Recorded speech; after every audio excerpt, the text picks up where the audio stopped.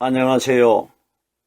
하나님의 신비의 말씀을 전하는 영마루입니다. 오늘 전할 말씀은 창세기 28장에 기록되어 있는 야곱이 가나안 땅에서 에사에게 쫓겨서 하란 땅, 자기 외삼촌 집으로 쫓겨가는 과정에 관하여 말씀을 풀어보겠습니다. 야곱이 형 에서가 받아야 될 축복을 에서 몰래 받아가지고 어머니 리브가가 야곱을 에서에게 죽지 않게 자기 친정 라반에게로 보내는 사건으로만 알고 있질 않습니까? 이것은 성경에 기록되어 있는 문맥적으로 우리 세상의 원리로 깨달으면은 조금 전에 제가 설명한 내용이 성경에 기록되어 있는 대로는 맞는 줄거리입니다. 그러나 하나님께서 성경에 야곱이 자기 형 에서에게 죽음을 피하여 외삼촌 집으로 쫓겨간 사건이다. 이런 내용은 성경에 하나님이 기록하지 않습니다. 성경에 기록되어 있는 하나님의 말씀은 다 영적인 사건입니다. 영적인 사건이라는 것은 이 땅에 오신 우리 예수님은 바로 영이십니다. 사람으로 마리아 몸속에서 태어나신 것은 이 세상에 살고 있는 우리 인류 전체에 사람들이 하나님을 어떻게 믿어야 천국 갈 수 있고 어떤 믿음을 가져야 마지막 심판날 하나님께 선택이 될 수 있다는 것을 예수님이 보여주시기 위하여 사람으로 태어나신 것입니다. 우리 사람들에게 표본이 되기 위하여 이분이 바로 영이시면서 육신으로 태어나신 것입니다. 그러면은 이 하나님 말씀은 다 영적으로 기록되어 있고 말씀 전체가 하나님이시기 때문에 하나님이 영이시기 때문에 성경에 기록되어 있는 이 말씀은 바로 영이라는 것입니다. 그러면은 베델 사건은 우리가 알고 있는 야곱이 외삼촌 집으로 피신하는 사건이 아니고 우리 예수님 사건이 이 내용 속에 숨겨져 있다는 것입니다. 예수님 사건입니다. 성경에는 그 어떤 사건의 내용이 기록되어 있을지라도 우리 예수님과 연관되지 않는 사건은 한 구절도 없습니다. 신구약 성경 31,170절 이상이 기록이 되어 있는데 한 구절 한 구절 속에 우리 예수님과 다 직접적으로 연관이 되어 있다는 것입니다. 이러기 때문에 오늘날 이 땅에서 하나님을 믿는 우리들은 성경 그 어떤 구절을 접하든지 그 속에서 내용이 어떻게 되어 있든지 우리 예수님과 우리와의 관계로 이 말씀을 풀어 깨달아야 됩니다. 그러면은 여기에 기록되는 야곱이 외삼촌 집으로 가는 것은 우리 예수님 사건입니다. 자, 보세요. 야곱이 어디에서 하란 땅으로 가느냐 하면은 가나안 땅입니다. 가나안 땅 부엘셰바입니다. 부엘셰바나 가나안 땅이나 똑같은 지역입니다. 그러면은 성경에서 가리키는 가나안 땅은 상징적으로 어디를 가리키느냐? 하늘나라를 가리킵니다. 거기에 리브가는 오순절날 오실 성령을 상징한 것이고 이삭은 하나님을 상징한 것이고 야곱은 이 세상에 오신 우리 예수님이십니다. 이런 말씀들 잘 깨달아야 됩니다. 자, 보세요.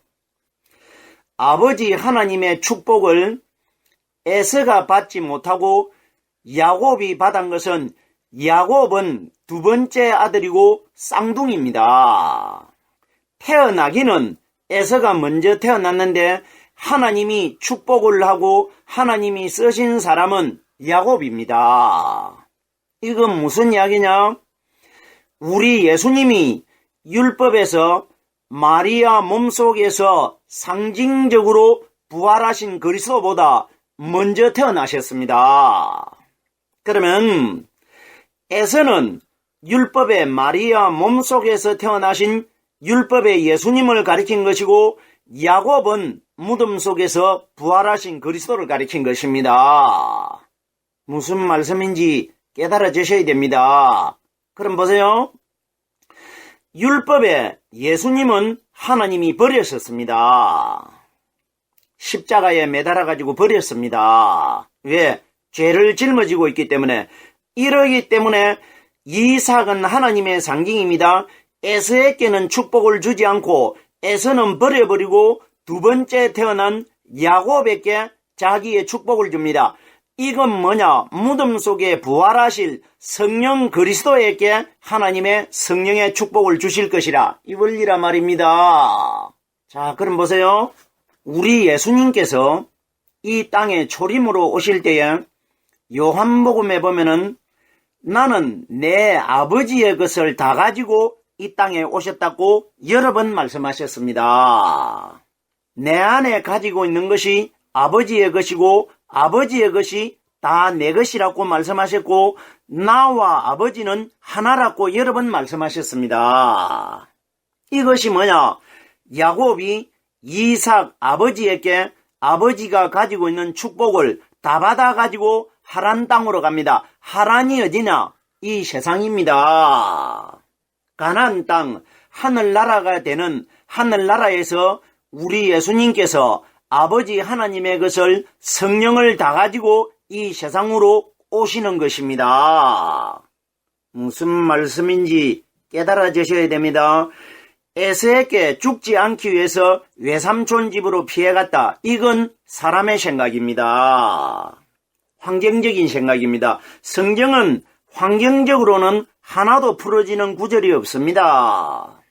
자, 보세요. 야곱이 가나안 땅에서 쫓겨가지고 하란 땅으로 가는데 하란 땅으로 가는 그 노정에서 우리 예수님의 비밀이 숨겨져 있습니다. 그 과정에서 야곱이 외삼촌 집으로 갈 때에 다른 사람들이 따라갔고 야곱과 또 어떤 사람들이 분류들이 따라갔더라. 이런 내용은 전혀 성경에 언급이 되어 있질 않습니다. 근데 보세요. 야곱 혼자 가는 것으로 성경에는 뚜렷하게 기록이 되어 있습니다. 이건 예수님 혼자서 세상 죄를 다 짊어지시고 고통받을 것을 우리에게 보여주는 것입니다. 야곱이 가는 도중에 베델에 도착했을 때 날이 저물어 가지고 그곳에서 하룻밤을 유숙을 합니다. 자, 그러면은 이 내용을 오늘 깨달을 말씀인데 창세기 28장 11절과 창세기 28장 18절 두 절 말씀을 깨달으려고 합니다. 이것이 오늘의 말씀의 본문입니다. 그러면은 본 구절의 말씀을 열어보겠습니다. 28장 11절입니다. 한 곳에 이르러는 해가 진지라 거기서 유숙하려고 그곳의 한 돌을 취하여 베개하고 거기 누워 자더니 이렇게 기록이 되어 있습니다. 야곱이 하란 땅 외삼촌 집으로 가는 도중에 일어난 사건인데 이 가는 도중에 일어난 사건이 무슨 사건이냐? 예수님이 장사되셨다가 부활하시는 사건입니다. 28장 11절에 기록되어 있는 말씀은 예수님이 무덤 속에 장사되시는 사건이고 28장 18절에 기록되어 있는 말씀은 예수님이 무덤 속에 장사가 되어 계시다가 3일날 새벽에 부활하시는 사건입니다. 정확하게 우리 예수님 사건입니다. 자, 보세요. 야곱이 한 곳에 이르러는 해가 진지라 이렇게 기록이 되어 있습니다. 이 야곱이 한 곳이라고 여기에 기록되어 있는 이 지역이 어디냐? 베델인데 베델이라는 뜻은 하나님의 집이라는 뜻입니다. 구약에 나타난 베델이라는 이 지역이 신약 성경에 어디를 가리키느냐? 예루살렘을 가리킵니다. 구약에는 베델이라고 기록되어 있는데 신약에 예루살렘을 상징하는 것입니다. 하나님의 집이라는 것은 솔로몬이 성전을 예루살렘에 건축하였습니다. 예루살렘에 하나님의 집이 있습니다. 그럼 여기에 구약의 베델은 상징적으로 신약의 예루살렘을 가리킵니다. 한 곳에 이르러는 해가 진지라 우리 예수님께서 이 땅에 오셔가지고 십자가에 못 박혀 돌아가실 때도 해가 질 무렵이었고 예수님이 제자 12명을 데리고 마가 요한의 다락방에 들어가실 때에 해가 질 무렵입니다. 예수님이 목요일날 해가 저물 때에 제자 2사람을 보내가지고 유월절을 먹고 나눌 집을 갔다가 물 한 동이를 메고 가는 사람을 만나가지고 그 다락방을 제공받지 않습니까? 이때에 해가 졌습니다.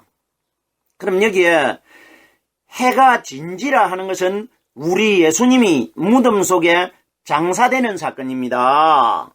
해가 질 무렵에 우리 예수님이 죽습니다. 우리들은 아리마대 요셉이 와가지고 금요일날 해가 질 무렵에 저물 때에 요셉이 와가지고 예수님의 시신을 십자가 위에서 떼내리기 때문에 그때에 예수님이 죽은 걸로 알면은 이건 잘못된 겁니다. 이런 원리가 아닙니다. 예수님은 마가 요한의 다락방에 들어가가지고 제자들에게 떡과 포도주를 나눠주시는 사건이 그때 이미 우리 예수님은 돌아가신 것입니다. 상징적으로. 왜 이 원리를 깨달을 수가 있느냐 하면은 출애굽기 12장에 보면은 이스라엘 12지파가 유월절 양에 피가 발린 집안에서 양고기를 나누어 먹는다는 것은 예수님이 그 시간에 해가 질 무렵에 돌아가셨다는 뜻입니다. 이스라엘 12지파가 피가 발린 집안에서 양고기를 나누어 먹을 때가 해가 졌습니다. 그때에. 이것이 예수님 다락방에서 12제자들에게 떡과 포도주를 먹이는 사건이 포도주는 피기 때문에 집 문설주와 문인방에 발린 피를 가리키는 것이고 양고기는 예수님이 주신 떡을 가리키는 것입니다.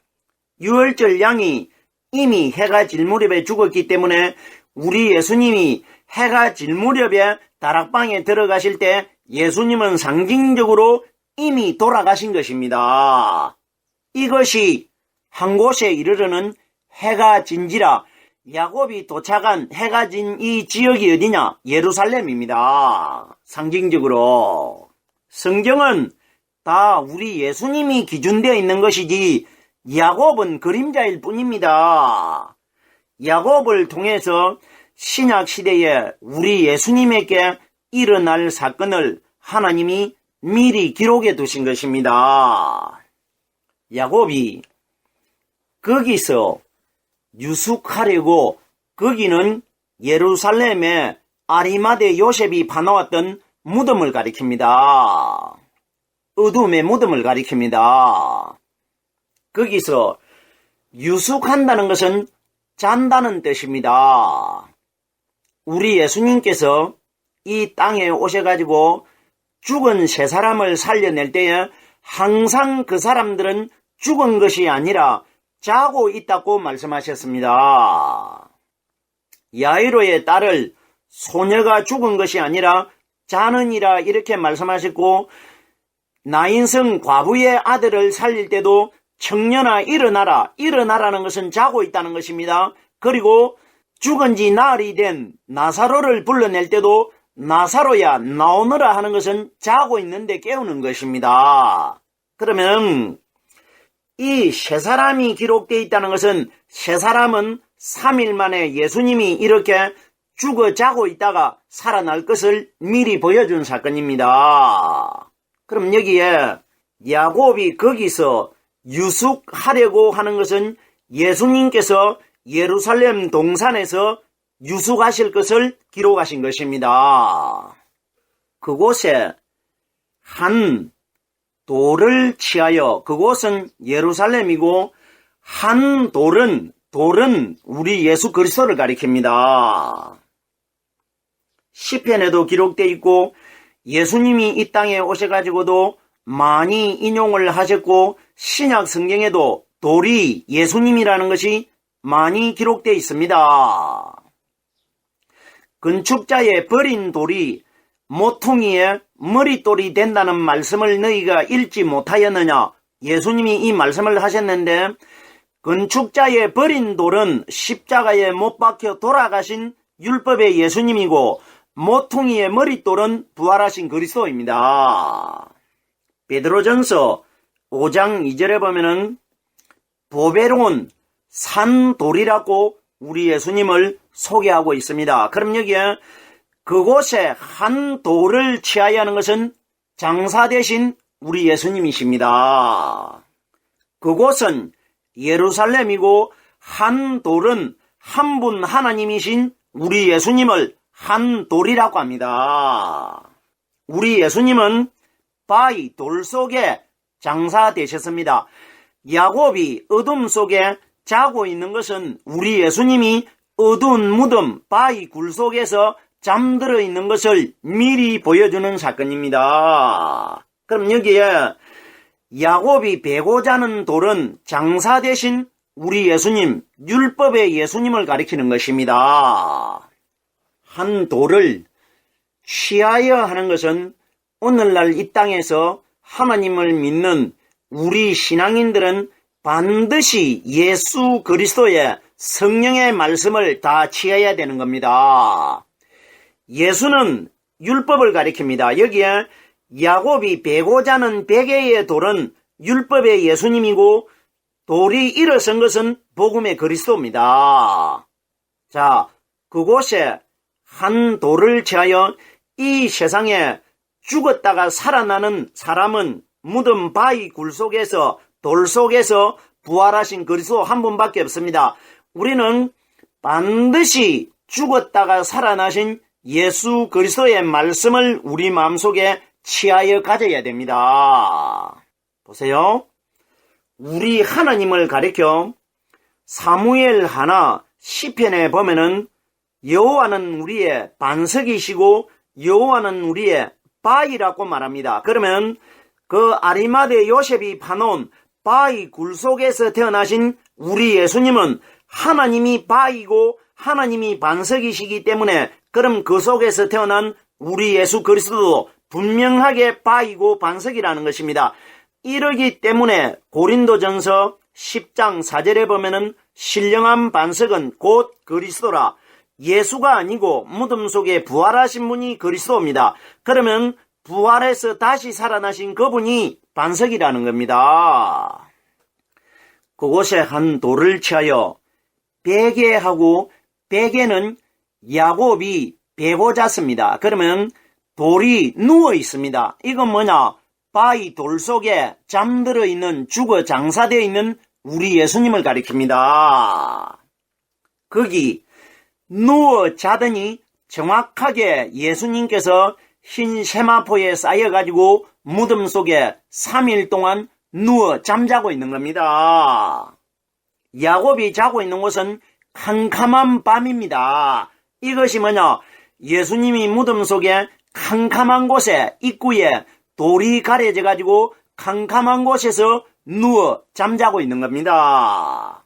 정확하게 예루살렘 사건입니다. 계속해서 창세기 28장 18절 말씀입니다. 야곱이 아침에 일찍이 일어나 베개하였던 돌을 가져 기둥으로 세우고 그 위에 기름을 붓고, 자 보세요.